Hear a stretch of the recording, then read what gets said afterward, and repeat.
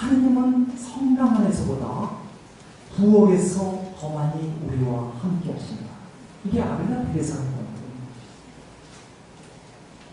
좀 전에 말씀드렸던 이 주부가 기도문을 바쳤다면 아마 이런 식의 기도문이었을 것 같습니다.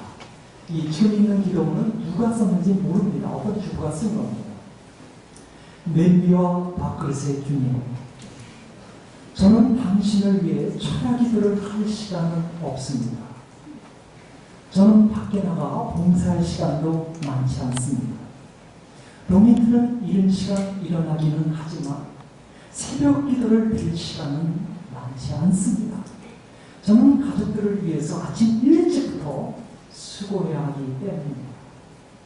하지만 주님, 저의 가정일과 식사 준비와 설거지를 통해서 저를 당신의 사람으로 만들어주소서.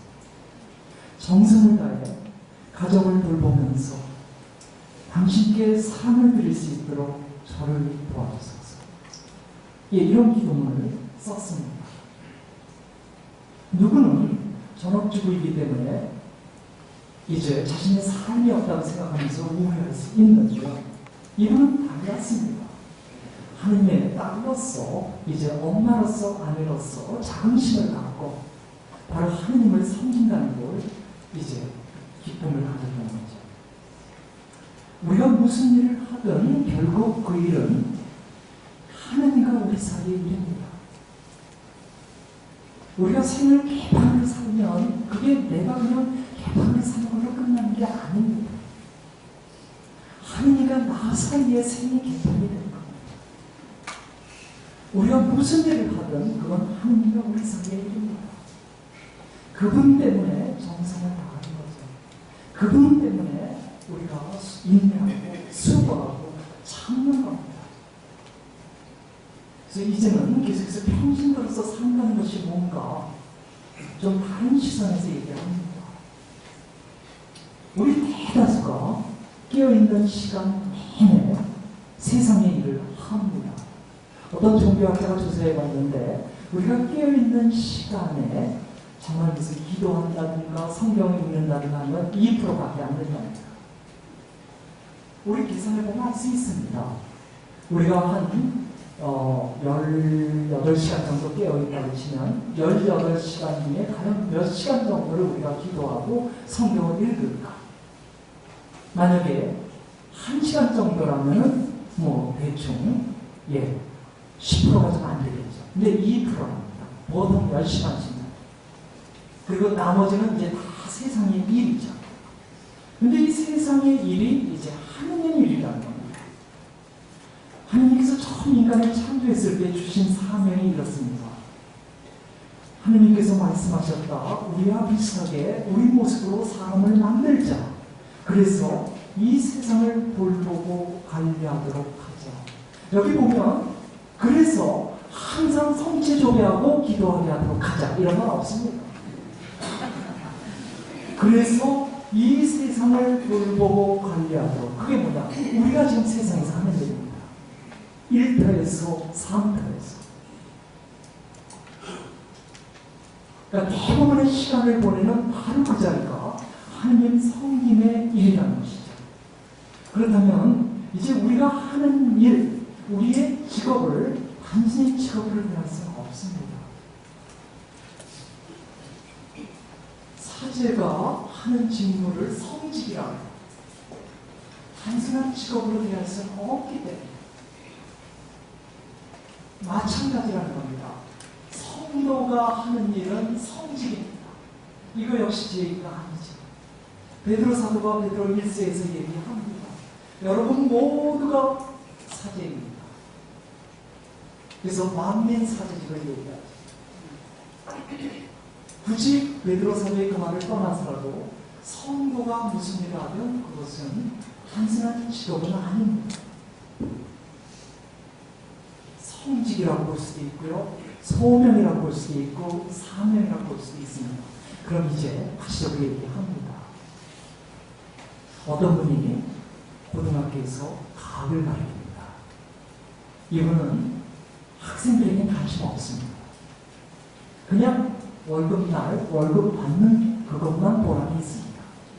그래서 뭐 과거의 밝히고 과거 뭐 부경수처럼 중요한 것도 아니고 이제는 과거 뭐 수능시험에도 포함도 안 되고 그러니까 대충 가르칩니다. 그리고 얼마나 타오면 됩니다. 60몇 세까지 보장되잖아요. 그런 직업이에요. 하지만 이분이 달라요. 크리스천이야. 그래서 아침에 별 보고 학교에 와서 밤에 별 보고 집에 돌아가는 그 아이들이 너무 불쌍했어요. 어깨라도 한번 두들겨주고 그 다음에 담임막이 있는데 아이들 생일을 기억해서 아이가 생일이면 라면이라도 하나 사고 빵이라도 하나 사고 이러면 기억이 안 납니다. 이것은 소명입니다. 우리가 일하는 곳에서 어떤 태도를 갖고 일하냐에 따라서 그것이 소명이 될 수도 있고 직업이 될 수도 있습니다. 어떤 분이 보험을 팝니다. 많이만 팔면 장땡입니다. 이달의 보험왕, 그게 소망입니다. 그렇기 때문에 무조건 파는 데만 관심이 있습니다. 이 보험증 사인할 때 보면 깨같은 글씨들은 돋보기 들이대도 잘 안 보입니다. 그 돋보기 들이대고 봐야만 하는 부분을 설명을 안 해줍니다. 나중에 진짜 도움을 받아야 할 때 못 받습니다. 암에 걸렸는데 못 받아요. 처음부터 그런 걸 좀 자세히 설명해 주면서 어려움 중에 정말 도움받을 수 있는 보험을 받도록 설명해 주면 그것은 소원입니다. 똑같이 보험을 팔면서도 태도에 따라서 보험 팔기만 하는 사람도 있고요. 정말 도움받을 수 있는 보험을 이 사람이 들 수 있도록 도와줄 수 있습니다. 세속 사람들은 그냥 보험만 많이 팔면 그 사람이 더 성공할 거라고 얘기할 겁니다. 그렇지는 않습니다. 모든 것이 앞에서 선으로 나아간다고요. 우리가 성직을 수행할 때, 우리가 사명을 수행할 때 결국은 순리에 따라서 우리가 승리합니다. 그런데도 우리는 자꾸 세속 사람들처럼 하려고 합니다. 우리가 하는 모든 일이 그건 성진이라는 사실을 의식하지 못하고 그냥 어떻게 쓰든 세속적으로 똑같이 성공하고 싶은 그런 마음만 갖습니다. 이사짐센터에서 이사짐을 나누는 한 젊은이를 제가 압니다. 많은 사람들이 이 사람을 조롱해요. 지금은 젊으니까 저런 일을 하지. 이사짐을 나눈다는 게 보통 일입니다. 무거운 장롱을 낑낑대고 나가요. 제대로 변하지 못한 그런 직업을 못 갖고 있으니까 사람들이 별로 존중하지 않습니다. 근데 이 젊은이의 태도는 좀 다릅니다. 어쨌든 지금 이 젊은이의 직업은 이사짐 센터입니다. 이 사람은 경험상으로 알아요. 이사하는 사람들이 엄청 스트레스 받고 있다는 거. 특히 이사할 때 자매님들이 엄청 마음고생한다는 걸 압니다.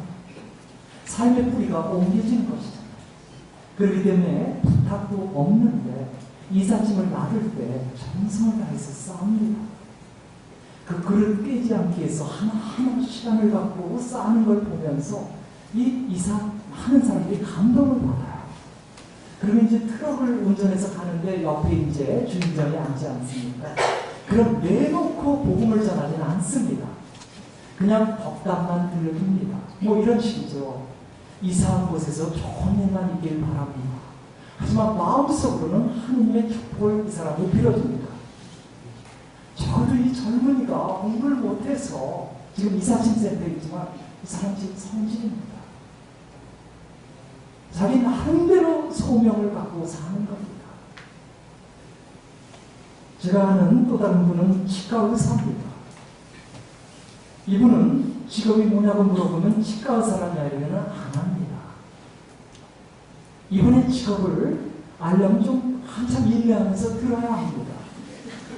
형제님 뭐 하시는데요? 그러면 이렇게 얘기합니다. 저는 사람들이 이 때문에 고통을 느끼지 않고 열등감을 느끼지 않고 아름다운 미소를 지을 수 있도록 도와주는 일을 합니다. 이게 뭡니까? 예, 치과 의사입니다. 이게 이분의 사명입니다. 자기가 그렇게 정한 겁니다. 이분은 1년에 한 번 벽지를 돌면서 원청이들 있죠, 이런 거. 원청이들을 무료로 수술해주고 있습니다.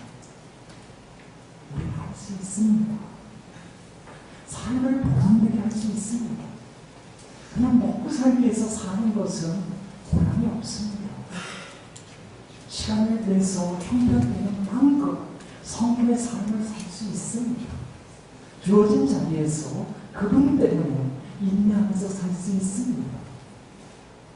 84세 된 할머니 수녀님, 젊은 날은 본당 공동체에서 교우들을 섬기면서 또 어떤 단체에서 열심히 봉사하면서 사셨죠. 이제는 연세가 84세라 힘이 없습니다. 이분이 맡은 일이 뭐냐면 객실 담당입니다. 그러니까 섬김방을 담당하는 건데 이분이 하는 일은 청소하는 겁니다. 매일같이 정성을 다해서 청소를 합니다. 매일같이 대청소해요. 쓰리고 닦고. 저희 동료 신부님, 성배 신부님이라고요. 짱보이 신부님이 있습니다. 그분 지금 많이 번역되어 있죠. 지금 시카고 예수대학의 심리학교에서 이분이 독일에서 학위 공부할 때입니다. 매일같이 84세 된 수녀님이 청소를 하니까 젊은 친구로서 좀 미안한 거예요. 자기는 책상에 앉아서 있는데 항상 수녀님이 그 노브를 이끌고 쓸고 닦고 쓸고 닦는 거예요. 그래서 한 번 수녀님한테 그랬습니다. 수녀님, 일주일에 한 번만 해도 됩니다. 대충 하세요. 이 할머니 수녀님이 청소를 하다 말고 일어나서 정서를 하면서 신부님, 하늘나라 건설은 대충이 아니에요. 이분에게 청소는 하늘나라 건설입니다. 수녀님 같은 계획을 가질 수 있습니다. 수녀님이 본당에서 여러분이 섬길 때는 하늘나라 건설이고요. 그리고 그냥 청소할 때는 아니고 그런 건 아니겠죠. 저는 지금까지 우리의 삶의 자리, 우리의 직업을 더 이상 직업을 배울 수는 없다. 우리가 그런 게 공헌된 존재이기 때문에 사명을 배워야 된다. 이렇게 얘기를 했습니다. 그럼 사명이라면 당연히 정성을 다해야 합니다. 그분을 섬기는데 정성을 안 할 수 없습니다. 바오로 사도의 얘기를 읽겠습니다. 여러분은 무엇을 하든 사람들을 위해 일하는 것이 아니라 주님을 위해 일한다고 생각하며 정성을 다하십시오. 여러분은 주님으로부터 상급을 받으리라는 것을 잊지 마시오.